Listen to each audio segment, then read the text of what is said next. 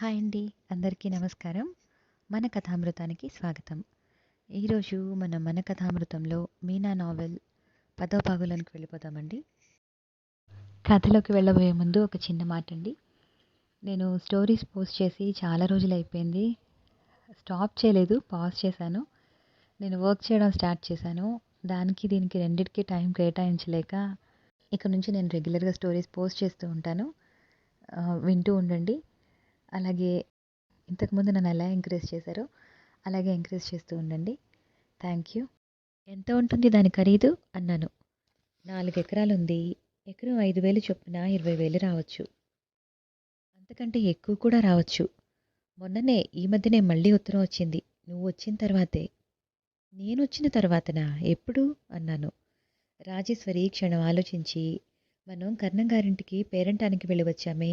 అత్తయ్య ఆనాడు నాకు రాజేశ్వరికి దిష్టి తీసేటప్పుడు, దుఃఖాన్ని అణుచుకోవడం, భోజనాలు చేసేటప్పుడు కృష్ణ దిగులు పడకమ్మా నేనున్నానుగా అని ధైర్యం చెప్పడం, అది ఏమై ఉంటుందా అని నేను ఆలోచించడం అన్నీ నాకు మెరుపులా గుర్తొచ్చాయి.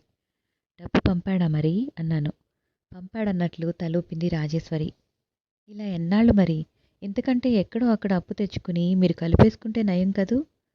అన్నయ్య ఉద్దేశం అదే. కానీ 20,000 ఎక్కడి నుంచి వస్తుంది? అంత పెద్ద మొత్తం ఒక్కసారి ఎవరు ఇస్తారు మాకు? ఇచ్చినా వెంటనే తీర్చడం కూడా సాధ్యం కాదు. దానికి తోడు నేనొకదాన్ని పెళ్లికి ఎదిగాను. నాకు వయసు వచ్చిందనే సంగతి నాకు అమ్మకి అంతగా గుర్తులేకపోయినా ఊళ్ళో వాళ్ళంతా ఎప్పుడు గుర్తు చేస్తూనే ఉంటారు. అందుకే ఈ 2 సమస్యలు తీర్చడానికే అన్నయ్య సుందరిని చేసుకోవడానికి ఒప్పుకున్నాడు. సుందరి? ఆవిడెవరు? ఆవిడా కాదు, అమ్మాయే. దాదాపు మన వయసే ఉంటుంది. ఆయన ఈ చుట్టుపక్కల బాగా పలుకుబడి ఉన్నవాడు. మోతుపరి రైతు. బాగా డబ్బుంది. ఆయనకి ఒక్కతే కూతురు. పురుషోత్తం గారికి మాకు ఏదో దూరపు బంధుత్వం కూడా ఉందిట. అన్నయ్య సంగతి ఆయనకి బాగా తెలుసు. అన్నయ్య అంటే చాలా ఇష్టం. అన్నయ్య గనక తన కూతుర్ని చేసుకుంటే కట్నంగా 4,5,000 ఇవ్వడమే కాకుండా ఈ తోట పొలం తనే కొనేసి కూతురు పేరు మీద పెడతాను అని చెప్పాడు. అన్నయ్యకి ఇంత క్రితం 2 సంబంధాలు వచ్చాయి. వాళ్ళు బాగా ఉన్నవాళ్లే. ఒక ఆయన బందర్లో లాయరు. ఆయనకి ఒక్కతే కూతురు. ఆయన అన్నయ్యకి చదువు చెప్పించి ఫారెన్ పంపిస్తానని చెప్పాడు. ఆ పిల్లని మేం కూడా చూసాం. చాలా బాగుంది. కానీ వాళ్ళు ఇల్లరికం రావాలని కోరడంతో అన్నయ్య ఒప్పుకోలేదు. అంత మంచి సంబంధం మా కోసం వదులుకున్నాడని అమ్మ కూడా చాలా బాధపడింది. కానీ ఏం చేయగలం? మేము వాడి కాళ్లకు సంకెళ్ళమని మాకు తెలుసు. మేము మా అంతటి మేము విడిపించుకోనూ లేము, వాడు తెగ్గొట్టుకోనూ లేడు. ఏం ఈ సుందరి అనే అమ్మాయి బాగుండదా? కుతూహలంగా అడిగాను. బాగంటే చూడ్డానికి ఎర్రగానే ఉంటుంది, కానీ ఆ ఎరుపులో అందం లేదు. పిండి బొమ్మలా పాలిపోయినట్లుగా ఉంటుంది. అన్నయ్య పొడుగు. అమ్మాయి వాడి భుజాల దగ్గరకు కూడా రాదు. పక్కపక్కనే చూస్తే ఈడు జోడు కాదని స్పష్టంగా అనిపిస్తుంది. అందులో ఒక్కతే పిల్లేమో మహామొండి. ఎవరు ఏది చెప్పినా వినదు. ఆ అమ్మాయి స్వభావం తెలిసిన అమ్మ సందేహిస్తుంటే అన్నయ్య చెప్పాడు, పర్వాలేదమ్మా, ఎవరో ఒకరు సర్దుకుంటే సరిపోతుంది, నేను సర్దుకుంటాలే అంటూ మాట ఇచ్చేశాడు. అన్నయ్య వాళ్ళకు మాట ఇచ్చి చాలా రోజులైపోయింది. నాకు సంబంధం కోసం ఆగారు ఇన్నాళ్ళు. ఇంచుమించు 2 పెళ్ళిళ్ళు ఒకేసారి చేసేయాలని అనుకుంటూ ఉన్నారు. నాకు ఎలాగో ఉంది. కృష్ణ ఎవరికో వాగ్దానం అయిపోయాడని తెలిసి, అలాగే అతను సమర్థుడని తెలిసి నా మనసంతా విచిత్రమైన భావంతో నిండిపోయింది. సుందర్ని నువ్వు చూస్తే అన్నయ్య చేసే త్యాగం ముందు నాదెంత అల్పమైనదో నీకే తెలుస్తుంది. ఆ తోట కోసం కాకపోతే వాడు ఒప్పుకునేవాడే కాదు. చూసే దిక్కు లేక పైరు వేయకుండా బంజరు భూమిలా పడి ఉండేది ఆ పొలం. సుక్షేత్రమే అనుకో. అన్నయ్య దాన్ని కౌలుకు తీసుకున్నప్పుడు ఊళ్ళో అందరూ నవ్వారు. తరువాత వాడొక పద్ధతి ప్రకారం దాన్ని సాగు చేసి తోటలా మార్చాడు. ఇప్పుడు మాకు దాని మీద బాగా లాభం వస్తుందన్న మాట నిజమే, కానీ ఈ లాభం వెనుక ఎంత శ్రమ ఉందో, ఎంత కష్టం ఉందో ఎవరూ ఆలోచించరు. ఇప్పుడు ఊళ్ళో అందరి కళ్ళు దాని మీదే ఉన్నాయి.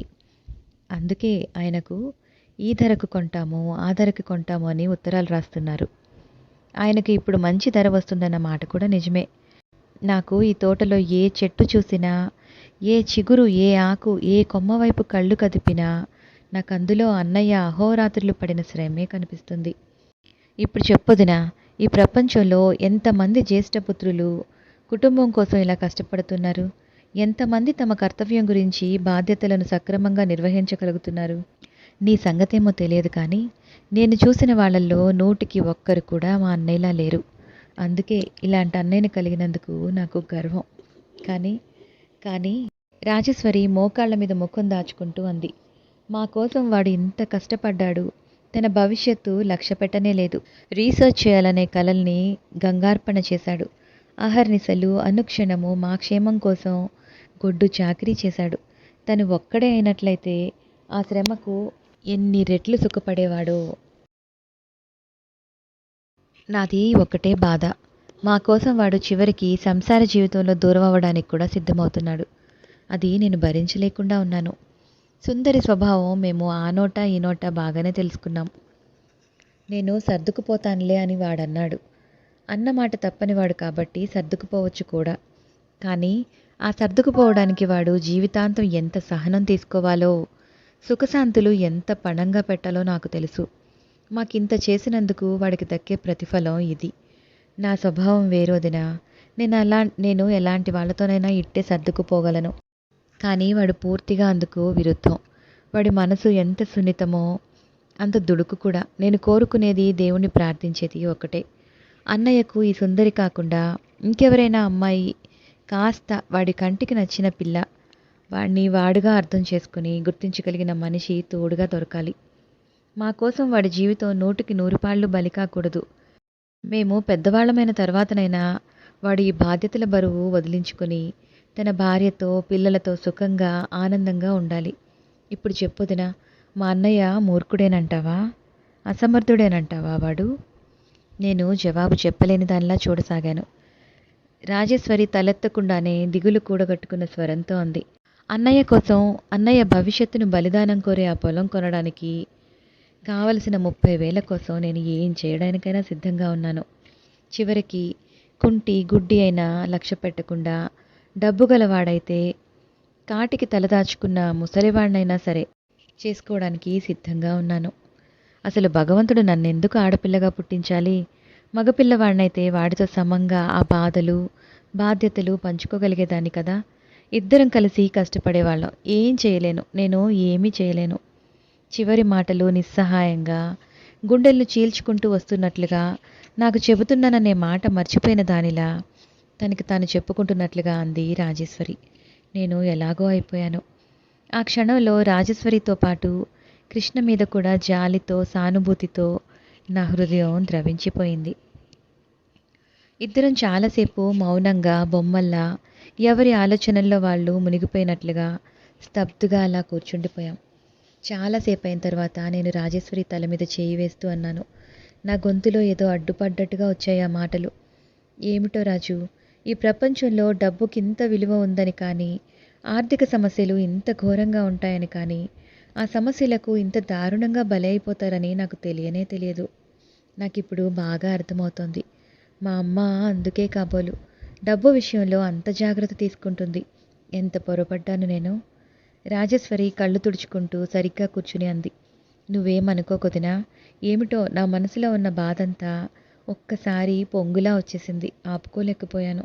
అనవసరమైన విషయాలతో నీకు విసుగు తెప్పించానేమో కదా. అదిగో అదే వద్దన్నాను. ఇందులో అనవసర విషయాలేమున్నాయి? ఈరోజు నేను చాలా సంగతులు తెలుసుకోగలిగాను. నేను నీకు కృతజ్ఞతలు చెప్పుకోవాలి. రాజేశ్వరి చుట్టూ చూస్తూ ఉలిక్కిపడిన దానిలా అంది. చాలా పొద్దుపోయినట్లుంది. అమ్మ కంగారు పడుతుందేమో. ఇంక వెళ్దామా? వెళ్దాం పద. దేవాలయం సింహద్వారం దాటి వస్తుండగా నేను ఒక్కసారిగా వెనక్కి తిరిగి మేం కూర్చున్న మండపం వైపు చూశాను. తెల్లటి వెన్నెల్లో ఓ ప్రక్క పడడానికి సిద్ధమైనట్లుగా కొద్దిగా ఒరిగి నల్లరాతితో ఉన్న ఆ మండపం, రాజేశ్వరి నేను కలిసి కూర్చున్న ఆ పై మెట్టు, అక్కడ నేను విన్న విషయాలు జన్మలో మర్చిపోలేనేమో అనిపించింది. ఇద్దరం మౌనంగా, మాటలు లేకుండా ఇంటివైపు నడిచి రాసాగాం. దారిలోనే నేను రాజేశ్వరి చేతి వేళ్లను నా వేళ్లతో బంధిస్తూ, రాజు, నాకు చాలా బాధగా ఉంది. నేను నీకు ఏ విధంగా సాయం చేయలేని నా ఆసక్తతకు నాకు సిగ్గు వేస్తోంది అన్నాను. రాజేశ్వరి నా దగ్గరగా చెరిగి నన్ను ఆనుకునేలా నడుస్తూ, చచా, అదేమిటొదినా, నువ్వు అలా ఎందుకు అనుకోవాలి? నువ్వు ఇచ్చే అభిమానం నాకెంత విలువైందో నీకు తెలీదు. అది చాలు నాకు. నేను ఇంతవరకు నా జన్మలో ఎప్పుడూ ఎవరితోనూ ఇలా మనసు విప్పి మాట్లాడలేదంటే నమ్ముతావా నువ్వు అంది. నమ్ముతాను అన్నాను. ఇద్దరం చేయి చేయి పట్టుకుని నడవసాగాం. నాకెందుకో చాలా బాధగా ఉంది. నేను రాజేశ్వరి లాంటి ఆడపిల్లనే. అయినా సరే దానిలా నిస్సహాయరాయలను మాత్రం కాదు. కానీ నేను వాళ్ళకి ఏం సాయపడగలను? ఒక విధంగా ఆలోచిస్తే నా నోరు చేతులు అన్నీ కట్టేసున్నాయి. వాటికి బంధవిముక్తి అయ్యే క్షణం నేను తలక్రిందులుగా తపస్సు చేసినా రాదని నాకు తెలుసు. ఇద్దరం ఇంటికి వచ్చేసరికి కృష్ణ ఇంటి ముందు ఆరు బయట పట్టె మంచం మీద వెల్లకిలా పడుకుని ఉన్నాడు. అతను ఆలోచన సముద్రంలో ఉన్నాడనడానికి తలక్రింద పెట్టుకున్న చేతులే సాక్ష్యం. నా ఊహే నిజమన్నట్లు రాజేశ్వరి అతను దగ్గరగా వెళ్ళి అన్నయ్య అని పిలిచే వరకు మా ఉనికి గుర్తించనే లేదు. చెల్లెలు పిలుపు వినగానే ఉలిక్కి పడిన వాళ్ళ తిరిగి చూశాడు. గుడికెళ్ళొచ్చాం, ఇదిగో ప్రసాదం అంది పళ్ళెం చూపిస్తూ. కృష్ణ పళ్ళెంలో నుంచి తులసి దళం ఒకటి తీసుకొని కళ్ళకద్దుకుని చెవి వెనుకగా పెట్టుకున్నాడు. అతని కళ్ళు క్షణంసేపు రాజేశ్వరిని తదేకంగా గమనించటం, ఆ తర్వాత చిన్న నిట్టూర్పు విడవడం నేను గమనించకపోలేదు. నాకు తెలుసు ఆ క్షణంలో అతను రాజేశ్వరి గురించి ఆలోచిస్తూ ఉన్నాడు. లోపలికి వచ్చి బట్టలు మార్చుకుంటూ ఉంటే నా మనసంతా ఎలాగో అనిపించసాగింది. నేను రాజేశ్వరి పెళ్లి గురించి అసంతృప్తి చెందుతున్నట్లే రాజు తన అన్నగారి గురించి సరిగ్గా అలాగే భావిస్తోంది. రాజేశ్వరి పెళ్లి తప్పాలంటే ముందు కృష్ణ బంధ విముక్తుడవ్వాలి. కృష్ణ సుందరి అనే అమ్మాయికి వాగ్దానం అయిపోయాడని తెలియగానే నాకు అతని పట్ల నిస్సంకోచమైన అభిమానం కలిగింది. మనసులో మారుమూల లోపల ఎక్కడో సుందర్ని చూడాలనే కాంక్ష కూడా ఉత్పన్నమయ్యి బలీయమైన కుతూహలంగా మారసాగింది. మర్నాడు అత్తయ్య నొప్పించి కృష్ణకు తెలియకుండా నేను రాజు కలిసి సుందర్ని చూడటానికి దబ్బలూరు వెళ్ళడానికి ప్రయత్నించాం. కానీ మప్పు పట్టి ఉధృతంగా గాలి వాన రావడంతో మా ప్రయాణం ఆగిపోయింది. అలాంటి వర్షం నేను ఎప్పుడూ చూడలేదు. అంతలో చీకట్లు వ్యాపిస్తున్నట్లుగా మోసుకొచ్చేసింది. పెద్ద చినుకులు పడ్డానికి బదులు ఫట్ ఫట్ మని స్ఫటికంలా ఉన్న మంచుగడ్డలు పడసాగాయి. వడగళ్ళు వడగళ్ళు, అక్కయ్య అమ్మ త్వరగా రండి, వడగళ్ళు పడుతున్నాయి అని కేకలు పెడుతూ మణి, మధు, కామేశ్వరి బయటకు పరిగెత్తారు. నేను రాజు కూడా వాళ్ళతో పాటు బయటకు వెళ్ళాము. అప్పటికే వాన మొదలైంది. గాలి విసురు కాస్త తగ్గింది. మణి, మధు, కామేశ్వరి లోపలకు పరిగెత్తి మందపాటి పట్టలను తలమీద కప్పుకొని బయటకు వచ్చి వడగళ్ళు ఏరసాగారు. వాళ్ళతో పాటు పరిగెత్తుతూ పోటీపడి నేను కూడా ఏరాను.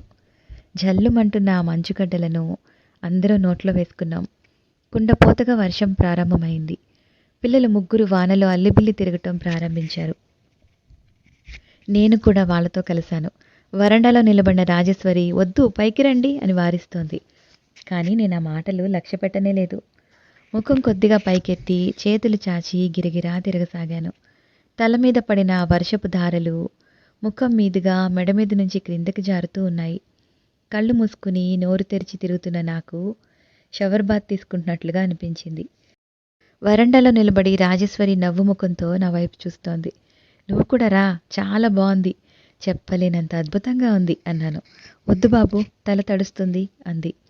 తడిస్తే ఆరబెట్టుకుంటే అదే ఆరిపోతుందిలేరా. నేను వెళ్ళి రాజేశ్వరి చేతులు పట్టుకుని వానలోకి లాక్కొచ్చాను. రాజేశ్వరి నేను చెయ్యి కలుపుకుని ఊగుతూ తిరిగాము. మంచి హుషారుగా ఉన్న నేను రాజేశ్వరి నడుం చుట్టూ చెయ్యి వేసి ఒక చేతిని నా చేత్తో పట్టుకుంటూ నీకు ఇంగ్లీష్ టైప్ డాన్స్ నేర్పనా అన్నాను. వద్దు బాబు వద్దు, నువ్వు ముందు నన్ను వదులు, నడుం మీద చేయితి. చక్కెలి గింతలతో మెలికలు తిరిగిన రాజు మృదువుగా నడుం చుట్టూ ఉన్న నా చేయిని తీసేస్తూ నీకు నేను ఉప్పలు గుప్ప నేర్పుతాను రా అంది. నేర్పు మరి అన్నాను. రాజేశ్వరి నా రెండు చేతుల్ని గట్టిగా పట్టుకుంది. ఇద్దరం ఎలాస్టిక్ సాగదీసినట్లుగా ఒకరి చేతిలో మరొకరు గట్టిగా పట్టుకొని సాధ్యమైనంత దూరంగా జరిగాం. గిరగిరా రంగుల రాట్నంలా తిరగసాగాం. మొదట్లో మెల్లగా తిరగడం మొదలుపెట్టిన రాజేశ్వరి రాను రాను వేగం పుంజుకుని గబగబా తిరగసాగింది. రాజేశ్వరి వేగం నేను అందుకోలేకపోయాను. చాలు చాలు ఆపాపో, నాకు కళ్ళు తిరుగుతున్నాయి అంటూ గట్టిగా అరిచాను. రాజేశ్వరి మెల్లిగా ఆగి నా చేతులు వదిలేసింది. రాజు నా చేతులు వదిలేయగానే హఠాత్తుగా నాకేమిటో కాళ్ళ కింద ఆధారం పోయినట్లే అయ్యింది. దొర్లుకుపోతున్న బంతిలా అయ్యాను. కళ్ళు తిరుగుతున్నాయి, కాళ్ళు తేలిపోతున్నాయి. నిలదొక్కుందామన్నా నా శరీరం ఆగడమే లేదు. చేతులు బార చాచి ఆపుకోవాలని నిలదొక్కుకోవాలని విశ్వ ప్రయత్నం చేస్తూ ఉన్నాను. కళ్ళ ముందు భూమి ఇంకా గుండ్రంగా తిరుగుతూనే ఉంది. కూర్చో వదినా కూర్చో, కళ్ళు గట్టిగా మూసుకో, అదే తగ్గిపోతుంది అంటూ రాజేశ్వరి చప్పున దగ్గరకు వచ్చి నన్ను గట్టిగా పట్టుకుంది. రాజేశ్వరి చెయ్యి పట్టుకుని కళ్ళు మూసుకున్నాను. 5 నిమిషాల్లో అంతా తగ్గి మామూలు మనిషినయ్యాను. అబ్బా, ఇలా ఎప్పుడూ అవ్వలేదు నాకు అన్నాను కళ్ళు చేత్తో గట్టిగా నొక్కుతూ. ఇంతలో హఠాత్తుగా వరండాలో నుంచి వినిపించింది, గుడ్ రాజు, మీ వదిన నీకు డాన్స్ నేర్పుతానంటే నువ్వే తన చేత భలే మంచి డాన్స్ చేయించావే. నేను ఉలిక్కిపడిన దానిలా కళ్ళు తెరిచి మెడ తిప్పి అటువైపు చూశాను. కృష్ణ ఎప్పుడు వచ్చి అక్కడ నిలబడ్డాడో మేము చూడనే లేదు. వరండాలో చేతులు కట్టుకుని స్తంభానికి కొద్దిగా భుజం ఆనేలా చేరగిలబడి ఆ నిలబడిన తీరు, ప్రసన్నంగా చిరునవ్వుతో ఉన్న ఆ ముఖం చూస్తుంటేనే అతను అక్కడికి వచ్చి నిలబడి చాలాసేపు అయినట్లుగా అనిపిస్తోంది. వంట ఇంట్లో సాయంకాలపు వంట ప్రయత్నంలో ఉన్న అత్తయ్య అప్పుడే బయటకు వచ్చింది. వస్తూనే మమ్మల్ని చూడగానే, అయ్యో ఏమిటర్రా తడవడం చిన్నపిల్లల్లాగా, లోపలికి రండి, తలలు నానిపోవడం లేదు, రాజు నీకైనా బుద్ధి లేదటే అంది. రాజుని ఏమీ అనకత్తయ్యా, నేనే లాక్కెళ్ళాను. ఇక్కడ ప్రేక్షకులు ఉన్నారన్న సంగతి మాకు తెలియదులే, లేకపోతే ఇందాకనే మానేసేవాళ్ళం అన్నాను కృష్ణ వైపు చిరుకోపంగా చూస్తూ. కానీ ఖర్చు లేకుండా ఇంత మంచి డాన్స్ కనిపిస్తుంటే చూడకుండా ఎలా ఉండడం? నవ్వు ముఖంతో నా కళ్ళలోకి సూటిగా చూస్తూ అన్నాడు. నేను వెంటనే జవాబు చెప్పలేకపోయాను. ఎందుకంటే ఎప్పుడూ లేంది కృష్ణ చూపులు నన్ను తాకినట్లుగా అయ్యాయి. ఎలాగో అయిన నేను చటుక్కున వేగంగా అక్కడి నుంచి పారిపోయినట్లుగా వెళ్ళిపోయాను. ఆ రాత్రి తెల్లవార్లు ఎవరికీ సరిగ్గా నిద్ర పట్టలేదు. అందరికీ ఒకే తుమ్ములు. మర్నాటికి కాస్త తగ్గింది. కానీ టాన్సిల్స్ ఉన్న నాకు బాగా భారం చేసి జలుబు, తలనొప్పి, ఒళ్ళు నొప్పులు వచ్చాయి. పొద్దుట లేవగానే అత్తయ్య నా ఒళ్ళు పట్టుకుని చూసి జ్వరం ఉందని చెప్పి కాఫీ అయినా తాగనీయకుండా మిరియాల కషాయం కాచి ఇచ్చి తాగమంది. గ్లాస్ నోట్లో పెట్టుకొని ఒక్క గుక్క మింగానో లేదో ఇంటి పైకప్పు ఎగిరిపోయేలా దగ్గుతూ ఉక్కిరి బిక్కిరి అయిపోయాను. అప్పుడే స్నానం చేసి తల తుడుచుకుంటూ లోపలికి వస్తున్న కృష్ణ నేనున్న గదిలోకి తొంగి చూస్తూ సంగతి విని ఆ కషాయం తాగవద్దని, తను వేరే మందు ఇస్తానని చెప్పాడు. అత్తయ్య చాదస్తంగా ఆ కషాయమంతా నా చేత ఎక్కడ మింగిస్తుందోనని భయపడిన నేను ఆ ప్రమాదం తప్పించినందుకు అతని వైపు కృతజ్ఞతగా చూశాను. తర్వాత కొద్దిసేపటికి కృష్ణ ఇచ్చిన ఎర్రమట్టి లాంటి పొడి మింగి వేడివేడి కాఫీ తాగాను. 9 గంటలు అవుతుండగానే రాజేశ్వరి పసుపు వేసిన మరుగుతున్న నీళ్లు పెద్ద రగ్గు తెచ్చి నాకు ఆవిరి పట్టించింది. చూసావా వదినా, నేను చెబితే వినలేదు నువ్వు, ఎంత జలుబు చేసిందో అంది నిష్ఠూరంగా. నీ మాట ఇంత విలువైందని నాకు తెలీదు. ఇక ముందెప్పుడు నీ సలహా నిర్లక్ష్యం చేయనులే. చెమటలు దిగజారుతున్న ముఖాన్ని రగ్గు ముసుగులో నుంచి బయటకు తీస్తూ నవ్వుతూ అన్నాను. కృష్ణ టాన్సిల్స్ వాపు తగ్గడానికి కూడా మందిచ్చాడు. మగతగా అనిపిస్తూ ఉండగా మంచం మీద పడుకుని ఉన్నాను. కృష్ణ ఎన్నడూ లేనిది ఈరోజు తెల్లటి మల్లెపువ్వు లాంటి బట్టలు వేసుకుని, జుట్టు చక్కగా దూకుని, నీట్గా తయారయ్యి బయటకెక్కడికో వెళ్ళబోతున్నాడు. నాకు అతన్ని చూడగానే ఎప్పుడు ఇలా ఉండకూడదు ఇతను అనిపించింది. రాజేశ్వరి పిల్లల బట్టలన్నీ తీసి ఒక చోట పడేసి చాకలికి వేయడానికి పద్దు రాస్తోంది. రాజు, మీ అన్నయ్యని నాకిచ్చిన మందు ఫీజు ఎంతో అడుగు, మళ్ళీ ఎగ్గొట్టాను అనుకోగలడు అన్నాను. రాజేశ్వరి నవ్వుముఖంతో అన్నగారి వైపు చూసింది. ఒట్టి మాటలు ఎందుకు లేవే రాజు, ఇచ్చేదా పెట్టేదా అన్నాడు కృష్ణ నిర్లక్ష్యంగా. నాది ఫీజు ఇవ్వని హోప్లెస్ కేస్ అని ముందే తెలిసినట్లుగా. ఒట్టి మాటలేం కాదు, నిజంగానే అంటున్నాను. ఎవరి చేతనైనా ఊరికే పని చేయించుకోవడం కానీ, అయాచితంగా సాయం పొందడం కానీ నాకు అలవాట్లేదు. అయితే సరే, లేచి వెంటనే 10 గుంజీలు తీయమను, అదే నా ఫీజు. నేను తెల్లబోయాను. గుంజీలా? నేనా? చేతిలో ఏమీ లేదు, లేకపోతే విసిరి అతని మీద కొట్టాలన్నంత కోపం వచ్చింది. రాజేశ్వరి కిలకిలా నవ్వింది. నాకు కూడా నవ్వొచ్చింది, కానీ బలవంతంగా ఆపుకున్నాను. కృష్ణ గదిలో నుంచి వెళ్ళిపోబోతూ వెనక్కి తిరిగి అన్నాడు. రాజు, జాగ్రత్త, సరిగ్గా లెక్కపెట్టు. పక్షపాతం చూపించావంటే చెవు లెక్కలాగుతాను. 10 గుంజీలు కరెక్ట్గా తీయాల్సిందే. నేను చాలా కఠినుణ్ణి, ఫీజు తగ్గితే ఊరుకోను. రాజేశ్వరితో ఈ మాటలు చెప్పడం అయిపోయే ముందు అతని కళ్ళు మెరుపులా నా కళ్ళతో కలిసి పక్కకు తిరగడం గమనించాను నేను. కృష్ణ వెళ్ళిపోయాడు. చూసావా, ఓడిపోయావు, ఇస్తావా ఫీజు? ఏంటి ఈరోజు విశేషం? మీ అన్నయ్య హుషారుగా ఉన్నాడు, రాజకుమారులా తయారయ్యాడు. ప్రసంగం మారుస్తూ అన్నాను. రాజేశ్వరి మళ్ళీ తన పని చేసుకుంటూ అంది. ఈరోజు ఊళ్ళో నాటకం ఉంది. అప్పుడప్పుడు మా ఊళ్ళో లైబ్రరీ కమిటీ ఇలా నాటకమో, బుర్రకథో, హరికథో ఏర్పాటు చేస్తూ ఉంటుంది. ప్రదర్శనకు ముందుగా ఉన్న వాళ్ళందరికీ టికెట్లు అంటగట్టి డబ్బు వసూలు చేస్తారు. నాటకం మాత్రం అందరికీ ఉచితం. టికెట్ కొన్న వాళ్ళకి ముందు 4-5 వరుసలు కుర్చీలు ప్రత్యేకంగా కేటాయిస్తారు. అయితే ఈరోజు వెళ్తున్నారా మీరంతా? ఆ, టికెట్ ఎప్పుడో కొనేశాం. నువ్వు కూడా వద్దు గాని వస్తావా అంది. వస్తానన్నట్లు తలూపాను. ఈ ఊళ్ళో అన్నీ చూడడం పడుతోంది, కానీ ఆ సుందర్ని చూడడమే కుదరడం లేదు అన్నాను.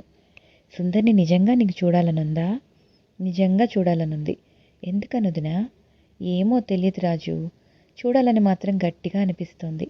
చూడకుండా వెళ్ళిపోతే ఈ ప్రయాణంలో ఏదో అసంతృప్తిగా ఉండిపోయినట్లే అనిపిస్తుందేమో నాకు. నీకు ఆ అసంతృప్తి రానివ్వను నేను. నీకు అంత చూడాలనుంటే సుందర్ని ఇక్కడికి రమ్మనమని కబురు చేస్తాను. కబురు చేస్తే వస్తుందా? వస్తుంది, ఎందుకు రాదు? కాబోయే అత్తగారి ఇల్లు కదా. అప్పుడప్పుడు ఏదో వంక పెట్టుకుని వచ్చి అన్నయ్యని చూసి వెళుతూనే ఉంటుంది అంది నవ్వుతూ. కృష్ణ బాగా మాట్లాడతాడా ఆ అమ్మాయితో? కుతూహలంగా అడిగాను. రాజేశ్వరి తల అడ్డంగా ఊపింది. ఊహు, పెళ్ళికందే ఎలా మాట్లాడుకుంటారు? అసలైనా అన్నయ్య ఆడవాళ్లతో ఎవరితో అంతగా మాట్లాడ్డు. నీతో కూడా చూసావా మొదట్లో ఎలా ఉన్నాడో? నేను పోట్లాడితే ఇప్పుడు ఆ మాత్రం చనువుగా మాట్లాడుతున్నాడు. వాడి స్వభావమే అదొక రకం. వంట ఇంట్లో నుంచి అత్తయ్య రాజు అని కేక పెట్టడంతో వస్తున్నానమ్మా అంటూ రాజు వెళ్ళిపోయింది. నేను చాలాసేపు పరధ్యానంగా ఆలోచిస్తూ ఉండిపోయాను. రాజేశ్వరి పోట్లాడబట్టే కృష్ణ నాతో చనువుగా మాట్లాడుతున్నాడా? అంతకంటే ఇంకేమీ లేదా? చెల్లెలి సంతృప్తి కోసమే మాట్లాడే మనిషి అయితే అప్పుడప్పుడు ఆ కళ్ళలో ఆ మెరుపు ఎందుకు కనిపిస్తోంది? నేను పొరపడుతున్నానా? రాజేశ్వరి పొరపడుతోందా? ఏమో. అసలైనా ఈ ఆలోచనలన్నీ ఎందుకు? నాకు మగతగా అనిపించి క్రమంగా నిద్ర పట్టేసింది. ఆ రోజు నేను భోజనం చేయలేదు. 12 గంటలకు కొద్దిగా బ్రెడ్ తిని పాలు తాగాను.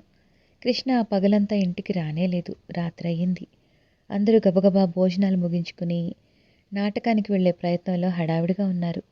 నాటకం మొదలవడమే రాత్రి 9 గంటలకు మొదలవుతుంది. అది పూర్తి అయ్యేసరికి ఎంత టైమైనా పట్టవచ్చు. సీనుకి మధ్య రంగాలంకరణ మార్చడానికి ఒక్కొక్కదానికి కనీసం అరగంటైనా పడుతుంది. పగలంతా భోజనం చేయకపోవడంతో నాకు చాలా నీరసంగా ఉంది. అయినా అందరితో పాటు నేను కూడా తయారయ్యాను.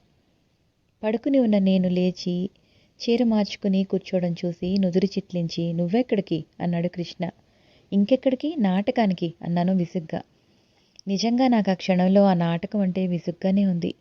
ఇంట్లో అందరూ బయలుదేరుతుంటే గత్యంతరం లేక నేను బయలుదేరాల్సి వచ్చింది. మంచిదానివే. ఏం ఈ ఊరు వదిలిపెట్టి వెళ్ళదలుచుకోలేదా నువ్వు? రాత్రంతా నిద్రపోలేదు. పగలంతా టెంపరేచర్ ఉంది. ఈ చల్లటి గాలిలో ఆరుబయట ఎలా కూర్చుంటావు? ఎలాగో అలా కూర్చుంటాను. నీకెందుకు ఆ విషయం అన్నట్లుగా అన్నాను. జ్వరం తగ్గింది కదుట్రా అంది అత్తయ్య. అసలు సంగతి నాకు తెలుసు. నన్నొక్కదాన్ని ఇంట్లో వదలడం ఇష్టం లేదు. అలా అని నా కోసం ఆగిపోవడానికి కూడా ఎవరు సిద్ధంగా లేరు. ఏంటమ్మా నువ్వు చెప్పేది? ఈ చల్లగాలికి మళ్ళీ ఏదైనా తేడా చేస్తే అన్నాడు కృష్ణ. ఆ వంకతో నేనెక్కడ ఇంట్లో ఉండిపోతాను అని నీ కొడుకు భయం అత్తయ్యా అన్నాను. నువ్వు నీ ఇష్టంతో కావాలని ఎన్నాళ్ళున్నా నాకు అభ్యంతరం లేదు. కానీ ఏ సుస్థియో చేసి ఎందుకు వచ్చానురా భగవంతుడా అనుకుంటూ గత్యంతరం లేనట్లు ఉండడం నిజంగా నాకేమాత్రం ఇష్టం లేదు. అమ్మా మీరు బయలుదేరండి, తను రాదు అన్నాడు సీరియస్గా. అన్నయ్య నేను శాలువా తెస్తాను, కప్పుకొని కూర్చుంటుంది. అంతగా అయితే దిండు కూడా పట్టుకొస్తాను, ఆనుకుని కూర్చుంటుంది అంది రాజేశ్వరి. ఇంకా నయం, ఓ మంచం పరుపు తెస్తాను వేసుకుని పడుకుంటుంది అన్నావు కాదు. కృష్ణ అన్న తీరుకి పిల్లలంతా నవ్వారు. నాకు కూడా నవ్వొచ్చింది. పెదవులు బిగబట్టి ఆపుకున్నాను. పోన్లే నేను ఉంటానులే, మీరంతా వెళ్ళిరండి అంది అత్తయ్య. నువ్వెందుకమ్మా ఉండడం? అందులోనూ సత్యహరిశ్చంద్ర నాటకం. నేనుంటానులే అంది రాజేశ్వరి. ఎవ్వరూ ఉండనవసరం లేదు, అందరూ బయలుదేరండి అన్నాడు కృష్ణ. ఒక్కరిది ఎలా ఉంటుందిరా అంది అత్తయ్య ఇబ్బందిగా నా వైపు చూస్తూ. ఉండలేకపోవడానికి మనలా పల్లెటూరి మనిషి అనుకున్నావా? అక్కడ అత్తయ్య మామయ్య వెళ్ళిన చోటుకల్లా ఈవిడ గారిని తీసుకువెళ్తారనుకుంటున్నావా? నేను నిటారుగా కూర్చున్నాను. నాకేం భయం లేదత్తయ్య, మీరు వెళ్ళిరండి అన్నాను కోపంగా తెగించిన ధైర్యంతో. అక్కడేమో అలవాటైన ఇల్లు, ఇక్కడేమో కొత్త. రాత్రిపూట ఒంటరిగా భయపడి మళ్ళీ ఏదైనా తెచ్చుకుంటే అంది అత్తయ్య. అబ్బా! అమ్మా! నీ చాదస్తం. సరే నేనుంటాను. సరేనా? పదండి. మిమ్మల్ని దింపి వస్తాను. కృష్ణ విసుగ్గా అన్నాడు. అందరూ సమస్య తీరిపోయినట్లుగా చూశారు. రాజేశ్వరి మొహమాటంగా నన్ను వదల్లేనట్లుగా తారట్లాడసాగింది. ఇది గమనించిన నేను, పర్వాలేదు వెళ్ళు, నాకు బాగా నిద్రొస్తోంది అన్నాను. రాజేశ్వరి నిశ్చింతగా వెళ్ళిపోయింది.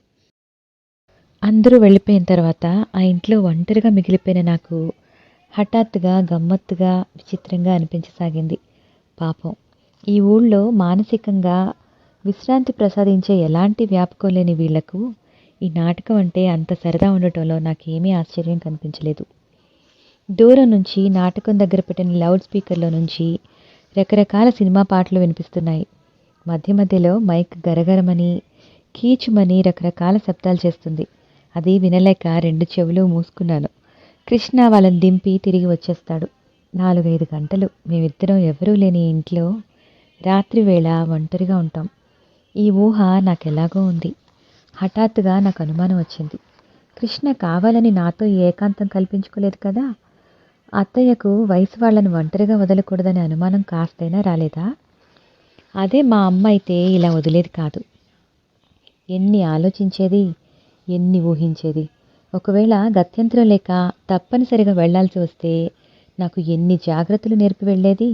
ఏం మనుషులు వీళ్ళు! ఆ నాటకం హడావిడిలో అసలు ఏమీ గుర్తున్నట్టే లేదు. అంతవరకు మామూలుగా ఉన్న నేను ఆలోచనలు ఇలా వంకర దారి పట్టడంతో ఎలాగో అయ్యి కృష్ణ ఆగమనం కోసం వేచి చూడసాగాను. ఏమంటాడతను? చనువుగా నా చెయ్యి పట్టుకుని నువ్వంటే నాకు ఇష్టం మీనా అంటాడా? చస్తే నమ్మను నేను. నిన్న మొన్నటి వరకు ఇష్టం లేని వాడికి ఈరోజు ఈ క్షణంలో హఠాత్తుగా ఎలా ఇష్టం వచ్చేస్తుంది? నేను చెయ్యి విదిలించి పారేస్తాను. కటువుగా, నిర్లక్ష్యంగా ఏదైనా అనేస్తాను. తొలి యవ్వనంలో ప్రప్రథమంగా పురుషుడితో ఏకాంతంగా గడపబోతున్న సమయం ముందు కన్నెపిల్ల హృదయం ఎలా కంగారు పడుతుందో, ఎంత తికమకగా ఆలోచిస్తుందో నేను కూడా అలాగే అనుభూతి చెందసాగాను. నాకు భయం భయంగా, అవ్యక్తంగా, కుతూహలంగా ఎలాగో అనిపించసాగింది. అరగంట అయ్యింది. గంట గడిచింది. 2వ గంటలో సగం పైగా తరిగిపోయింది. కృష్ణ తిరిగి రానేలేదు. అసలు వచ్చే జాడ కూడా కనిపించలేదు. నిజంగా నాతో ఏకాంతం కోసం తప్పించిపోతున్నవాడైతే ఇంతకాలం వృధా చేస్తాడా? క్రమంగా నాలో వెర్రిముర్రి ఆలోచనలన్నీ అంతరించాయి. ఆంతర్యం కుదుటపడింది. అతనికసలు ఆ ఉద్దేశ్యమే ఉండి ఉండదు. ఎప్పుడూ ఎన్నడూ వయసు వచ్చిన మగవాళ్లతో ఒక క్షణం కూడా ఒంటరిగా గడపని నేను ఆ కుతూహలంతో, ఆ భయంతో ఇదంతా ఊహించుకున్నాను. తలా తోకలేని నా ఆలోచనలకు నాకే కోపం వచ్చింది. సిగ్గు కూడా వేసింది. కృష్ణ కూడా నాటకం చూడాలని ఉందని, కేవలం అత్తయ్యను సంతృప్తిపరచడం కోసం రాజు ఎక్కడ మానేస్తుందోననే భయంతో అలా అని ఉంటాడు. అతను ఈ పాటికి హాయిగా సర్వం మరిచి కుర్చీకి అంటుకుపోయి ఆ నాటకం చూస్తుండడంలో లీనమై ఉండవచ్చు. అసలు ఈ ఇంట్లో నేనంటూ ఒకదాన్ని ఒంటరిగా ఉన్నాననే జ్ఞాపకం కూడా అతనికి ఉండకపోవచ్చు. వాళ్ళెవరూ ఇప్పుడప్పుడే ఇంటికి రారు అనే ఊహ నాకు భయాన్ని కలుగజేసింది. దిండు సరిచేసుకుని పడుకున్న నాకు నిద్ర పట్టలేదు. ఎక్కడో ఎవరో నడిచిన శబ్దం వినిపించింది. చటుక్కున లేచి కూర్చున్నాను. వీధి తలుపు దగ్గరగా వేసి ఉంది. లోపలికి ఎవరూ రాలేదు కదూ?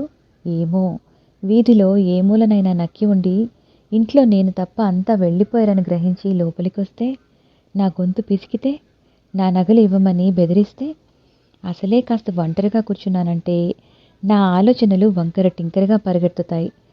అందులో ఒంట్లో బాగోలేకపోతే మరీనూ. చీకటి పడితే నాకు చచ్చేంత భయం. చూసిన ప్రతిదానికి ఏమిటో ముక్కు చెవులు ఉన్నట్లే కనిపిస్తాయి. మంచం మీద కూర్చున్న నాకు లేచి వెళ్ళి వీధి తలుపు గడియ వేసి రావాలని ఎంతగానో అనిపిస్తుంది. కానీ కాళ్ళు కదలడం లేదు. ఇంతలో ఎక్కడో ఏదో దబేలుమని పడిన శబ్దమైంది. మంచం మీద అంతెత్తున ఎగిరిపడ్డట్టుగా ఉలిక్కిపడ్డాను. శరీరంలో అణువణువు బిగపట్టి గ్రహణ శక్తినంతా 2 చెవుల్లో కేంద్రీకరించి మళ్ళీ ఏదైనా శబ్దం అవుతుందేమోనని చూడసాగాను. ఏదీ వినిపించలేదు. కానీ మళ్ళీ అడుగుల చప్పుడు దేన్నో పరపరా కోస్తున్న ధ్వని. ఎవరైనా లోపలికి వచ్చేసేయలేదు కదూ? నేను మేలుకుని కూర్చున్నానని, ఏం చేయడమా అని ఆలోచిస్తూ నిలబడిపోలేదు కదా? మరి అడుగుల శబ్దం ఎందుకు ఆగిపోయింది? గదిలో లాంతరు వెలుగులో ఉన్న నాకు బయట అంతా చీకటిగా ఉండటంతో ఏమీ కనిపించలేదు. చివరికి ఎలాగో నాకు నేను ధైర్యం తెచ్చుకుని చిన్నప్పుడు మా నాన్న చెప్పిన రాజకుమారుల సాహస కృత్యాలన్నింటినీ గుర్తు చేసుకుంటూ లాంతరు తీసుకుని ఎత్తి పట్టుకుని చూస్తూ బయట హాల్లోకొచ్చాను. లాంతరు పట్టుకున్న నా చెయ్యి చలి జ్వరం వచ్చిన వాళ్ళ చెయ్యిలా గడగడా వణుకుతూ ఉండటం స్పష్టంగా నాకే కనిపిస్తోంది. నా అనుమానం నిజమే. నేను వృధాగా భయపడలేదు. ముందు గదిలో కిటికీకి కుడి పక్కన మూలగా ఉదయం రాజేశ్వరి నాకు కప్పి ఆవిరి పట్టిన నల్ల రగ్గు కప్పుకొని ఎవరో నిలబడి ఉన్నారు. శరీరం అంతా రగ్గుతో దాచబడి ఉంది. ఎర్రగా వికృతంగా ఉన్న 2 కళ్ళు మాత్రం నా వైపు క్రూరంగా చూస్తున్నాయి. ఏ ఎవరది? వణుకుతున్న కంఠంతో పిలవబోయాను. కానీ నా నోట్లో నుంచి మాట సరిగా రాలేదు. నేను కదిలితే నా మీదకి ఉరకాలన్నంత జాగ్రత్తగా ఆ కళ్ళు నిర్దాక్షిణ్యంగా నా వైపు రెప్పవాల్చకుండా చూస్తున్నాయి. నాకు నోటమాట రాలేదు. చెమటలు పోస్తున్నాయి. నేనిక్కడ అరిచినా, చచ్చి గీపెట్టినా నన్ను ఆదుకునే నాథుడే లేడు. ఊరంతా ఆ నాటకం దగ్గరే ఉందన్న సత్యం నన్ను చిగురుటాకులా కంపించిపోయేలా చేసింది. నేను స్పృహ తప్పి పడిపోతానేమోనని అనుకున్నాను. ఉన్నట్టుండి తలుపులు తెరుచుకున్నాయి. అప్రయత్నంగా తల తిప్పి అటువైపు చూశాను. లోపలికి వచ్చిన కృష్ణ హఠాత్తుగా ఆగిపోయాడు. నేనక్కడ అలా నిలబడి ఉండటం అతనికి విచిత్రంగా కనిపించి ఉండవచ్చు. మీనా? అన్నాడు అర్థం కానట్టు చూస్తూ. నేనేమన్నానో నాకే తెలీదు. నా చేతిలో లాంతరు క్రింద ఎలా పడిందో కూడా నాకు గుర్తులేదు. 2 అంగల్లో వచ్చి అతన్ని కరుచుకుపోయాను. ఏమైంది? ఏమైంది? కంగారుగా ఆదుర్దాగా అడుగుతూ ఉన్నాడతను. దొంగ ఆ మూల అన్నాను. కింద పడ్డ లాంతరు గప్ గప్మని ఎగిరి ఆరిపోయింది. చిమ్మ చీకట్లో అతనికి హత్తుకుపోయి నిలబడిన నాకు అతని స్పర్శ కాస్త ప్రాణం వచ్చినట్లయింది. ఎక్కడా? ఎవరు? ఉండు, నన్ను చూడని అంటూ నన్ను విడిపించుకోవడానికి ప్రయత్నిస్తూ అన్నాడు. వద్దు, వెళ్ళిపోని, ఒంటరివాడివి. అతని చేతిలో కత్తిలాంటిదేదైనా ఉందేమో అతన్ని కదలనివ్వకుండా చేస్తూ అన్నాను. ప్రయత్నంగానో క్షణంసేపు అతని చేతులు నన్ను బలంగా గుండెలకు హత్తుకున్నాయి. అది భ్రమో లేక యథార్థమో తెలియనంత వేగంగా జరిగిపోయింది. అతను వెంటనే నా చేతుల్ని విడతీస్తూ, నీ మొహం, ఈ ఇంట్లోకి అంత ధైర్యంగా రావడానికి ఎవరికీ గుండెలు లేవు. ఉండు, లాంతరు ఆరిపోయింది, వెలిగించని నన్ను అన్నాడు. నాకు భయంగా ఉంది. అతని చేయి గట్టిగా పట్టుకుంటూ అన్నాను. నేనుండగానే అతని స్వరం ఎలాగో అయ్యింది. నేను అతని చేతిని వదల్లేదు. అతను కూడా ఈసారి వదిలించుకోవాలని చూడలేదు. జేబులో నుంచి అగ్గిపెట్టి తీసి పుల్ల వెలిగించి లాంతరు దగ్గరికి వెళ్ళి లాంతరు వెలిగించి ఒత్తి సరిచేశాడు. ఏది, ఎక్కడ, ఇప్పుడు చూపించు అన్నాడు. అదిగో ఆ మూల రహస్యంగా చెప్పి చేత్తో చూపించాను. లాంతరు పట్టుకున్న అతని చెయ్యి కొద్దిగా కంపించడం నేను గమనించకపోలేదు. కృష్ణ నేను చూపించిన వైపు వెళ్ళి రగ్గు చూపిస్తూ ఇక్కడా అన్నాడు. అవును అన్నట్లు తలూపాను. ఈసారి ఆ కళ్ళు లేవు. మనిషి మాత్రం ఒదిగి నిలబడి స్పష్టంగా కనిపిస్తూనే ఉన్నాడు. కృష్ణ దానికి దగ్గరగా వెళ్ళి ఉన్నట్టుండి బిగ్గరగా నవ్వాడు. ఇదా? ఈ రగ్గా? భలే దానివి, ఇదేమిటో చూడు. చేత్తో రగ్గులాగి దాని క్రిందికి తోశాడు. చిరిగి దూది బయటకు వస్తున్న పరుపు ఒకటి చుట్టి నిలువుగా ఎత్తి నిలబెట్టబడి ఉంది. దానిమీద పాత బట్టల మూట ఒకటి పెట్టారు. నవ్వుతూనే చెప్పాడు, ఇది ఇన్నాళ్ళు పాకలో ఉండేది. మొన్న వానకి తడిసిపోయిందని అమ్మ కేకలేస్తే వీరయ్య తెచ్చి మూల పెట్టాడు. అసహ్యంగా ఉందని రాజు ఆ నల్లరగ్గు కప్పింది. భలే దానివి, హడలగొట్టావు నన్ను. నేను కళ్ళు పెద్దవి చేసి ఆ పరుపు వైపు చూశాను. అయితే ఇంత క్రితం నాకు కనిపించిన కళ్ళ మాట ఏమిటి? ఇంతలో మ్యావ్ మ్యావ్ అని వినిపించింది. ఇద్దరం అటు తిరిగి చూశాం. కుర్చీ క్రింద నుంచి నల్లపిల్లి ఇటువైపే చూస్తూ అరుస్తోంది. అవి దాని కళ్ళే. దీన్ని చూసి కూడా భయపడ్డావా? ఇంకా నవ్వుతూనే అన్నాడు కృష్ణ. నాకు కోపం వచ్చింది, అభిమానం వేసింది, సిగ్గు కలిగింది. ఇప్పుడు నన్ను వెక్కిరిస్తున్నావు. ఇప్పుడు ఇంత క్రితం లాంతరు పట్టుకున్నప్పుడు నీ చేయి కంపించడం నేను చూడలేదనుకోకు అన్నాను. అది భయపడి కాదు, మరింకేంటి? నవ్వుతున్న కృష్ణముఖం హఠాత్తుగా గంభీరమైంది. నేనొచ్చాగా, ఇక భయం లేదు. వెళ్ళి పడుకో. పద, లాంతరు నేను తీసుకొస్తాను అన్నాడు. ఇద్దరం గదిలోకి వచ్చాం. నేను మంచం మీద కూర్చున్నాను. కృష్ణ లాంతరు వేదిక మీద పెట్టాడు. మళ్ళీ అడుగుల శబ్దం వినిపించింది. నేను కూర్చున్న దాన్ని లేచి నిలబడుతూ అదిగో పాదాల చప్పుడు. కృష్ణ క్షణంసేపు తదేకంగా విన్నాడు. ఆవో గేదో విప్పుకుంది. కృష్ణ చటుక్కున లాంతరు తీసుకుని వెళ్ళిపోయాడు. చీకట్లో ఒంటరిగా నిలబడిన నాకు ఈసారి భయం అనిపించలేదు. కృష్ణ ఏమనుకుంటాడు? ఏంటిలా చేశాను నేను? నాకు గుర్తుకొస్తే ఎలాగో ఉంది. అతనికి ఏమీ అనిపించడం లేదా? చిచి, జన్మలో ప్రాణం పోయే ప్రమాదం వచ్చినా ఇంకెన్నడూ భయపడను. 10 నిమిషాల్లో కృష్ణ తిరిగి వచ్చాడు. అతని ముఖం చాలా సీరియస్గా ఉంది. క్షణం క్రితం నా భయం చూసి విరగబడి నవ్విన మనిషి ఈ మనిషేనా అనిపించింది నాకు. గదిలోకి తిరిగి వచ్చిన అతను నా వైపు చూడలేదు. లాంతరు టేబుల్ మీద పెట్టి పేపర్ ఒకటి తీసుకుని పడక కుర్చీలో కూర్చుని చూడసాగాడు. నేను అతని వైపే చూడసాగాను. ఆ క్షణంలో ఆ లాంతరు వెలుగులో అతని ముఖం ఎందుకో నాకు ఈ ప్రపంచంలో ఇంకేదీ సాటిరానంత ఆకర్షణీయంగా కనిపించింది. కొద్దిసేపు అయిన తర్వాత పేపర్ పేజీలు తిప్పుతూ మడత పెడుతున్న అతను నా వైపు తిరిగి చూశాడు.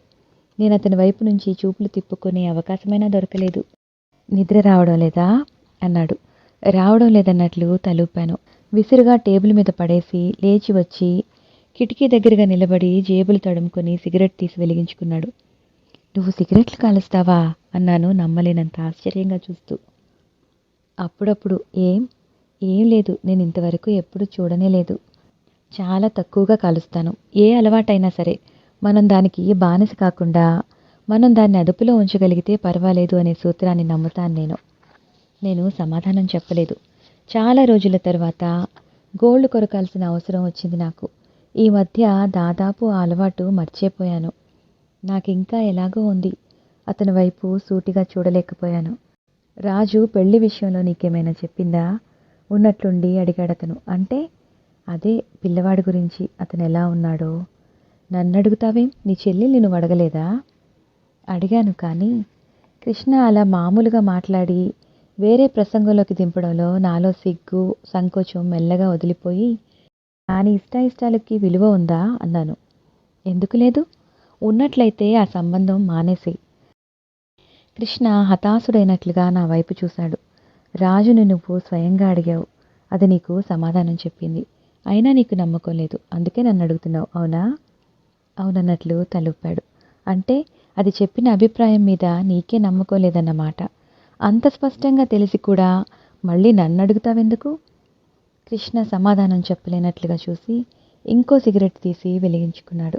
ముందు ఇది చెప్పు, నువ్వు సుందర్ని మనస్ఫూర్తిగానే చేసుకుంటున్నావా? అగ్గిపుల్ల బయట పారేయబోతున్న అతను అప్రయత్నంగా ఆగిపోయి నిటారుగా అయ్యాడు. నిజం చెప్పు, రెట్టిస్తున్నట్లుగా అడిగాను. అదేం ప్రశ్న? అడగవలసిన ప్రశ్నే. నీకు మనసు కలిగింది ఆ అమ్మాయి మీదనా లేక ఆ అమ్మాయి ఆస్తి మీదనా? ఏమైతేనేం, భర్తగా నా విధులన్నీ నేను నిర్వర్తించగలిగినప్పుడు ఆ ప్రశ్నే రాదు. అగ్గిపుల్ల విసురుగా అవతల పారేస్తూ అన్నాడు. భర్తగా విధులంటే? భార్యకి కావలసినవన్నీ ఇవ్వడం. కావలసినవన్నీ అంటే? కృష్ణ నా వంక నిదానంగా చూసి కోపం వస్తున్న వాళ్ళ ముఖం తిప్పుకున్నాడు. ఆ కావలసినవన్నీ ఇవ్వడంలో మనసు అనేది ప్రధానమని, అది ప్రప్రథమంగా లెక్కలోకి వస్తుందని నీకు తెలుసా? కృష్ణ చర్రుమన్నట్లు ఇటువైపు తిరిగాడు. తెలుసు. అంతేకాదు, 100కి 99 మంది ఆడవాళ్ళు భర్త అంటే పిల్లలు, నగలు, పేరు, ప్రతిష్ట, డబ్బు ఇచ్చేవాడు అని మాత్రమే అనుకునే ఇడియట్స్ అని కూడా నాకు తెలుసు. 100కో 1,00,00,000 ఏ చాదస్తులకో ఏ మూర్ఖులకో తప్ప ఈ రోజుల్లో ఈ మనసు దానితో ఎవరికి పనిలేదని కూడా నాకు తెలుసు. నేను అడిగేది రాజేశ్వరి విషయం, నా విషయం కాదు. అనుకోకుండా అతడు చూపించిన ఈ ఆవేశానికి నేను క్షణంసేపు నిరుత్తరాలనయ్యాను. కానీ అతని కోపానికి ఏమాత్రం జంకని దానిలా నేను కూడా తీవ్రంగా అడిగాను. నీ విషయానికి రాజేశ్వరికి చాలా సంబంధం ఉన్నదన్న సంగతి నువ్వు మర్చిపోకు. నీ కోసం కాకపోతే అది చస్తే ఒప్పుకునేది కాదు ఈ పెళ్లికి. నేను ఈ ఊరు వచ్చిన కొత్తలో అన్నా చెల్లెళ్ళుగా మీ ఇద్దరి బంధం చూసి ముచ్చటపడ్డాను. నీలాంటి అన్నయ్యను పొందిన రాజేశ్వరి అదృష్టానికి ఈర్ష్యపడ్డాను కూడా. కానీ ఇప్పుడు అనిపిస్తోంది, నువ్వు వాళ్ళ మీద చూపే అభిమానం అంతా నటన, లోకుల్ని మోసం చేయడానికి పైపైన ఆడే నాటకం. నీలాంటి స్వార్థపరుడు అన్నయ్యగా ఉండే కంటే అసలు లేకపోవడమే ఉత్తమం. డబ్బు కోసం నిన్ను నువ్వే అమ్ముకోగలిగిన వాడివి. నువ్వింకేదైనా చేయగలవు. నేను ఆశించింది లభించింది. కృష్ణ ముఖంలో గబగబా రంగులు మారాయి. మీనా అన్నాడు వారిస్తున్నట్లుగా. లేకపోతే ఏమిటిది? ఎంత ఆర్థిక పరిస్థితులు ఒత్తిడి అయితే మాత్రం నీ మనసుకు నచ్చని అమ్మాయిని చేసుకుంటావా? ఆ అమ్మాయికి తెలియదనేగా నీ ధైర్యం. దురదృష్టవశాత్తు ముందు ముందు ఎప్పుడైనా ఆ అమ్మాయికి గ్రహింపు జ్ఞానం వస్తే నువ్వు పెళ్ళాడింది తనని కాదని, తన ఆస్తేనని తెలిస్తే ఎంత మూర్ఖురాలైనా, ఎంత ఇడియట్ అయినా ఆడపిల్ల ఆడపిల్లే. దెబ్బతిన్న త్రాచే అవుతుంది. అప్పుడు మీ ఇద్దరి జీవితాలు ఏమైపోతాయి? కృష్ణ హఠాత్తుగా నవ్వాడు. చాలా అందమైన నవ్వది. ఈ విషయాలన్నీ ఎవరు చెప్పారు నీకు? రాజువేనా? దానికి ఈ మధ్య వాగుడు ఎక్కువైపోతుంది. అదేమీ చెప్పలేదు, నేనే గ్రహించాను. నీకు పుణ్యం ఉంటుంది, దాన్ని ఏమీ అనకు. దాన్ని ఏమీ అనను. నిన్నే రేపు బండెక్కిచ్చేస్తాను. దగ్గరగా వస్తూ అన్నాడు. నీ తరం కాదు, రెచ్చగొడుతున్నట్లుగా చూస్తూ అన్నాను. కానీ నా చూపులు కృష్ణ మీద పనిచేయలేదు. జేబులో నుంచి ఏదో కాగితం తీసి నాకు అందించాడు. ఏంటది? టెలిగ్రామ్, మామయ్య ఇచ్చారు. అది చూడకముందే అందులో ఏముందో తెలిసిపోయింది. అయినా యాంత్రికంగా చదివాను. శుక్రవారం బయలుదేరు, శనివారం అమ్మ వస్తోంది అని ఉంది. నాలో శక్తి అంతా ఎవరో ఊదేసినట్లుగా ఎగిరిపోయింది. ఎప్పుడొచ్చింది ఇది? నీరసంగా అడిగాను. మధ్యాహ్నం. నాకు చెప్పలేదేం? నువ్వు బయలుదేరుతావని భయపడకు. ఈరోజు గురువారమేగా. శుక్రవారం బయలుదేరి వస్తున్నావని మామయ్యకు నేను టెలిగ్రామ్ ఇచ్చాను. నేను తలెత్తి చూశాను.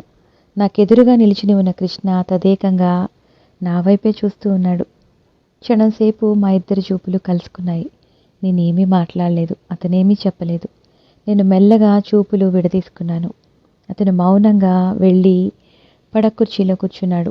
ఆ తరువాత మా ఇద్దరి మధ్య అంతగా ఏం మాటలు జరగలేదు. ఆ రాత్రి నాకు నిద్ర పట్టలేదు. హఠాత్తుగా నా కలేదో కరిగిపోయినట్లుగా అనిపించసాగింది.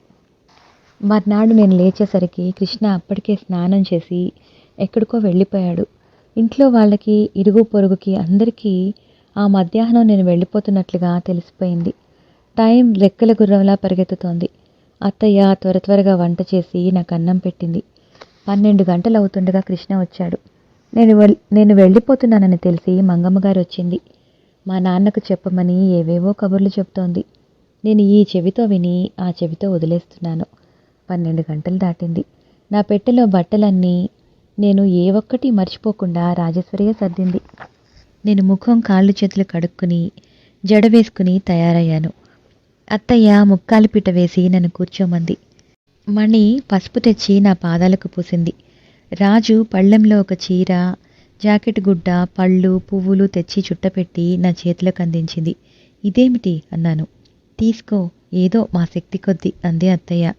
తీసుకోమ్మా, ఇంటికొచ్చిన ఆడపిల్లవి అంది మంగమ్మగారు. చేత్తో పళ్ళెం అందుకున్నాను. అందులో తెల్ల జరీ చీర, జాకెట్ గుడ్డ ఉన్నాయి. ఇది ఎవరి సెలక్షను అన్నాను అనుమానంగా చూస్తూ.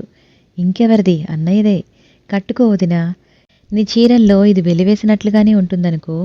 నేను చప్పున రాజేశ్వరి నోరు మూసేశాను. చీర కట్టుకుని వచ్చాను. తెల్లటి జరీ చీర, మెత్తగా పాము కుబుసంలా ఉంది. ఖరీదు అట్టే కాకపోయినా అంచులు అందంగా ఉన్నాయి. కొత్త బట్టలు కట్టుకున్నప్పుడు ప్రతిసారి అమ్మకు, నాన్నకు నమస్కరించి ఆశీర్వచనం అందుకోవడం నాకు అలవాటు. అందుకే ఎవరు చెప్పకుండానే వెళ్ళి అత్తయ్యకు నమస్కరించాను. ఆవిడతో పాటు పక్కనున్న మంగమ్మగారికి కూడా పెట్టేశాను. ఆవిడ ఉబ్బి తబ్బిబ్బైపోతూ, పప్పన్నానికి పిలువు, మర్చిపోకు అంది. రాజేశ్వరి నేను ముఖముఖాలు చూసుకుని నవ్వుకున్నాం. పప్పన్నం అంటే ఏమిటో ఇప్పుడు నాకు తెలుసు. మీ బావకు కూడా పెట్టమ్మా అంది మంగమ్మగారు.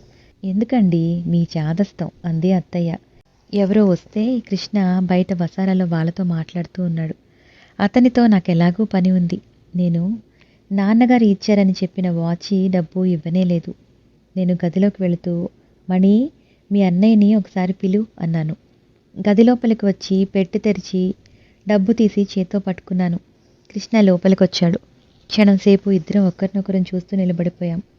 అతని చూపులు మెరుపులా కొత్త చీరలో ఉన్న నన్ను నకసిక పర్యంతం పరిశీలించడం నేను చూడకపోలేదు.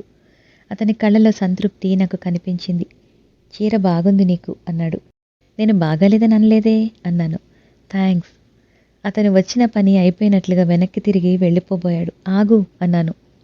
ఆగి నా వైపు తిరుగుతూ ఏంటి అన్నాడు. వెళ్ళిపోతున్నానుగా. తెల్లంచు జరీ చీర పెట్టావు. రాజారాణివి అవ్వమని దీవించు మరి. కృష్ణ నవ్వాడు. నేను దీవించినా దీవించకపోయినా నువ్వు మహారాణివే. అతని చిరునవ్వు, ఆ మాటల్లో సరళత్వం, ఆ చనువు, అందులో నిర్మలత్వం అన్నీ కలిసి నన్నతనికి దగ్గరగా వెళ్ళమని పురిగొల్పుతూ నా మనసుకు తాడు వేసి లాగసాగాయి. రాత్రి చీకట్లో భయంతో నేనతన్ని హత్తుకుపోయినప్పుడు అతని చేతులు నన్ను బలంగా గుండెలకు అదుముకున్నాయి. అది నిజమా లేక నా భ్రమా? ఇప్పుడు ఒకసారి అతను నన్ను తాకితే నాకు తెలిసిపోతుంది. నాకు మాటి మాటికి ఆ సంఘటనే గుర్తుకొస్తోంది. అతనికి చేరువగా వెళ్ళాలని, ఒక్కసారి అతన్ని తాకాలని మరీ మరీ అనిపిస్తోంది. కానీ కృష్ణ నా గుండెల్లోని ఈ కలవరం గుర్తించాడో లేదో ఆ అవకాశం మాత్రం ఇవ్వలేదు. నేను దగ్గరగా వెళ్ళి దండం పెట్టపోతే వద్దు, అదేం పని అంటూ దూరంగా వెళ్ళిపోయాడు. ఒక్క మాట అడుగుతాను, నిజం చెప్పు అన్నాను. నువ్వేదడిగినా నేను నిజమే చెప్తాను. నా గురించి అంతా తెలుసునని నువ్వే చెప్పావు. ఈ చీర కట్టుకోవడానికి నిజంగా నాకు అర్హత ఉందంటావా? క్షణంసేపు అతను మాట్లాడలేదు. అతని ముఖంలో ప్రసన్నత మాయమైంది. తర్వాత మృదు గంభీరంగా అన్నాడు, మీనా, నువ్వు అలాంటి ఆలోచనలు ఏమీ పెట్టుకోవద్దు. ఈ ఇంటికి మేనకోడలివిగా నీకు అన్ని అర్హతలు, అధికారాలు ఉన్నాయి. నేను చూపులు చప్పున నేల మీదకి దించుకున్నాను. నాకు ఎలాగో ఉంది. అతను అలా మాట్లాడే కంటే నన్ను వెక్కిరించి హేళన చేస్తే బాగుండేదేమో. క్షణాలు గడిచాయి. బయట వాళ్ళు నిలబడి ఉన్నారు. నేను వెళ్ళనా? ఎంతో ప్రియమైన వ్యక్తి దగ్గర సెలవు కోరుతున్నట్లుగా అడిగాడు. ఈ డబ్బు తీసుకో. డబ్బా? ఎందుకు? అతని మాటల్లో లాలిత్యం ఎగిరిపోయింది. నుదురు చిట్లిస్తూ అడిగాడు. వాచీ కొనుక్కో. నేను చిన్నపిల్లాన్ని కాదు. ఒకరి దగ్గర బహుమతులు పొందాలనే మనస్తత్వం నాకు చిన్నప్పటి నుంచి లేదు. ఇంటికి పెద్దగా పుట్టినవాడిని కాబట్టి చాలా చిన్నతనం నుంచే ఇవ్వడం తప్ప తీసుకోవడం అలవాట్లేని పెద్దరికం వచ్చేసింది నాకు. నువ్వు తీసుకోవాలి, తప్పదు పట్టుదలగా అన్నాను. కృష్ణ క్షణంసేపు డబ్బు వైపు, నా ముఖం వైపు మార్చి మార్చి చూశాడు. తర్వాత రోషపు చీర తొంగి చూస్తున్న కంఠంతో అన్నాడు, నువ్విక్కడ ఉన్నదానికి మూల్యం ముట్ట చెప్తున్నావంటే తప్పకుండా తీసుకుంటాను. కానీ ఇది బోర్డింగ్ కాదని నా మనవి. నేను చటుక్కున చెయ్యి వెనక్కి లాక్కున్నాను. చివ్వున తలెత్తి చూశాను. కృష్ణ నా వైపే రెప్పవాల్చకుండా చూస్తున్నాడు. అతని కళ్ళలో గాయపడిన అభిమానం స్పష్టంగా కనిపిస్తోంది. ఇక్కడ నీకు బాధ కలిగించే సంఘటనలు ఏమైనా ఉంటే ఇక్కడే మర్చిపో. మమ్మల్ని గురించిన మంచి జ్ఞాపకాలు మాత్రమే నీ వెంట తీసుకెళ్ళు. ఇది నా అభ్యర్థన.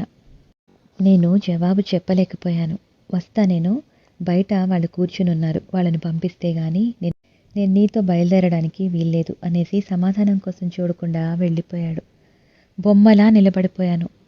నేను మూర్ఖుడు, మితభాషి, పల్లెటూరివాడు అనుకున్న కృష్ణేనా ఇతను? ఇతనిలో ఇంత సున్నితంగా మాట్లాడగల నేర్పుందా? వదినా, ఏం చేస్తున్నావు? రాజేశ్వరి పూలదండ చేత్తో పట్టుకుని లోపలికొచ్చింది. కనకాంబరాలు, మరువం, ధవనం కలిపి కట్టిన పెద్ద మాలని మడిచి నా జడలో పెడుతూ, వదినా, మేం గుర్తుంటామా నీకు అంది. నేను చప్పున చెయ్యి పోనిచ్చి రాజేశ్వరి మెడ చుట్టూ చెయ్యి వేసి ముందుకు వంచి బుగ్గ మీద గట్టిగా ముద్దు పెట్టుకున్నాను. ప్రొద్దుటి నుంచి చూస్తూనే ఉన్నాను. దాని మొహం వాడిపోయి ఎలాగో ఉంది. నిన్ను మర్చిపోగలనా రాజు అన్నాను. కొద్ది రోజుల వరకు నాకు ఏమీ తోచదు. నేను పెద్ద పెద్ద ఉత్తరాలు రాస్తానుగా. నిజంగా? తప్పకుండా, నీ మీద ఒట్టు. దాని తల మీద చేయి పెట్టాను. ఇద్దరం బయటకొచ్చాం. నాన్నని అడిగానని చెప్పమ్మా అంది అత్తయ్య. తప్పకుండా అన్నాను. వదినా, మళ్ళీ ఎప్పుడొస్తావు? పిల్లలు చుట్టూ చేరారు. మీ అన్నయ్య పెళ్ళికి. అన్నయ్య కంటే ముందే అక్కయ్య పెళ్ళవుతుంది అంది మణి. మా అత్తారి తరపున మాకు ఎకరం పొలం రావాలే పిల్ల. మీ నాన్న ప్లీడర్గా. మీ దగ్గరికే వస్తాను దావా వేయడానికి అంది మంగమ్మ గారు. బండి వాకిట్లోకి వచ్చి నిలబడింది. ఇంకా కాలేదా? ఏంటి ఆలస్యం? టైం అయిపోతుంది అన్నాడు కృష్ణ. వచ్చినప్పటి నుంచి చూస్తున్నాను. ఎప్పుడు బండెక్కిద్దామా అని చూశావు. ఎలాగో వెళ్ళిపోతున్నాను. ఒక్క నిమిషం ఆగలేకుండా ఉన్నావు నిష్ఠూరంగా అన్నాను. వెళ్ళిపోయే వాళ్ళని ఎంత త్వరగా పంపిస్తే అంత మంచిది. దాన్ని ఉంచుకోవాలంటే మార్గం ఉంది కదరా అబ్బాయి. నువ్వే ఒప్పుకోవడం లేదు అంది మంగమ్మ గారు. అత్తయ్య కోపంతో చూసింది. కృష్ణ ముఖం ఎర్రపడింది. రాజేశ్వరి మాత్రం ఏమనలేదు.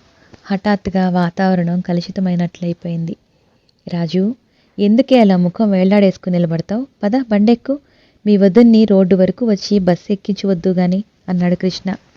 ఎందుకులేరా అత్తయ్య వారించింది. పర్వాలేదు, రానేమ్మా. రాజు ముఖం వికసించింది. పిల్లలంతా నేను నేను అంటూ బయలుదేరారు. అందరం ఎక్కాం. బండి కదిలింది. కమలమ్మ గారు మేనకోడలు వెళ్ళిపోతోంది అంటూ వీధి వాకిళ్లలో నిలబడి ఆడవాళ్లు చాలామంది చూశారు. నేను వచ్చేటప్పటి అనుభవానికి ఇప్పటికీ పోల్చి చూసుకోసాగాను. టైము ఇట్టే గడిచింది. దూరం తరిగిపోయింది. మేము బండి దిగామో లేదో బస్సు వచ్చేసింది. హడావిడిగా ఎక్కేశాను. బస్సు కదిలింది. రాజేశ్వరి, పిల్లలు క్రమంగా దూరమైపోయారు. మిగిలిన కథ తరువాయి భాగంలో చూద్దామండి. అంతవరకు సెలవు. నమస్కారం.